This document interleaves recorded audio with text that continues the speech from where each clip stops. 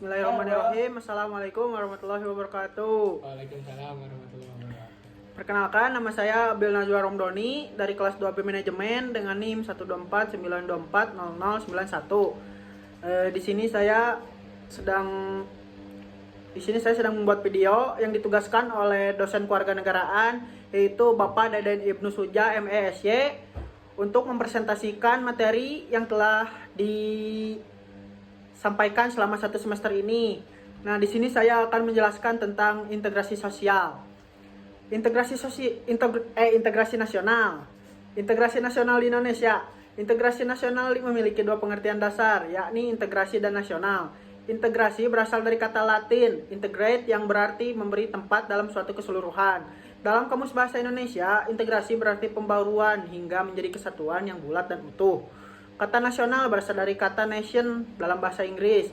Dalam Kamus Bahasa Indonesia, integrasi nasional memiliki arti sebagai berikut. Secara politis, integrasi berarti proses penyatuan berbagai kelompok budaya dan sosial ke dalam kesatuan wilayah nasional yang membentuk suatu identitas nasional.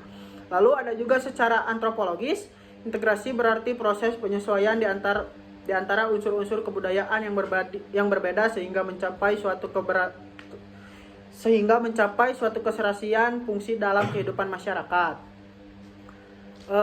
Lalu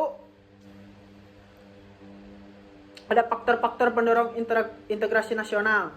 Integrasi nasional adalah usaha dan proses mempersatukan perbedaan-perbedaan yang ada pada suatu negara sehingga tercipta keserasian dan keselarasan secara nasional.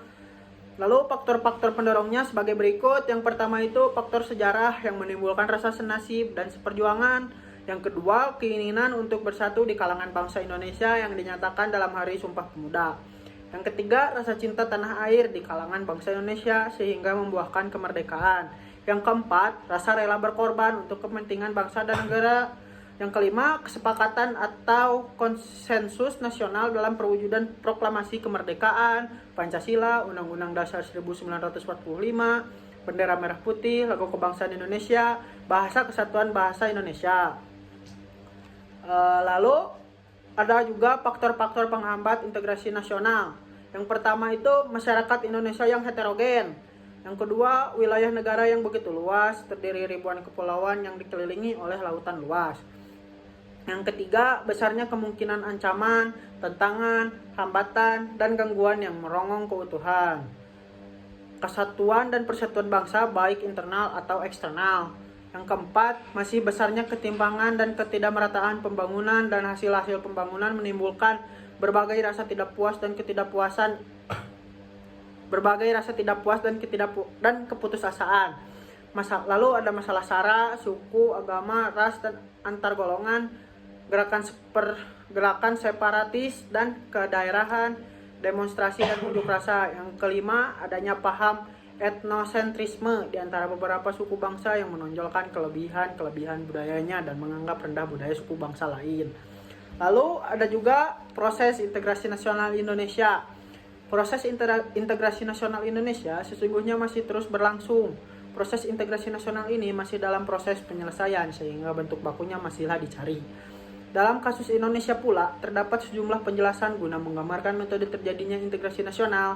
Penjelasan ini memiliki aneka perbedaan titik tekan. Seluruh pendekatan yang tersedia kemudian dapat dipertimbangkan signifikannya sebagai metode integrasi nasional Indonesia. Proses integrasi bangsa Indonesia menurut A. Sartono Kartodirjo pada tahun 1993 dapat dibagi dalam dua jenis. Yang pertama, integrasi geopolitik, yaitu dimulainya sejak zaman prasejarah sampai awal abad 20. Yang kedua, integrasi politik kaum elit, yaitu sejak dimulainya abad 20 sampai zaman Hindia Belanda berakhir. Proses terjadinya integrasi nasional di Indonesia sebagai berikut.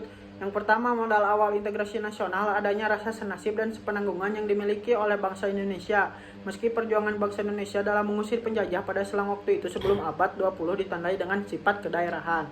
Yang kedua, memasuki abad 20, segala semangat kebangsaan semakin membara dan terlihat dengan munculnya berbagai organisasi atau pergerakan yang menjadi salah satu titik awal kebangkitan nasional. Yang ketiga, pada dekade 1920-an, pada pemuda tampil di dalam panggung sejarah Indonesia dengan menyongsong tema persatuan dan kesatuan untuk menuju Indonesia yang merdeka. Mungkin cukup sekian dari saya. Mohon maaf apabila ada kesalahan. Assalamualaikum warahmatullahi wabarakatuh.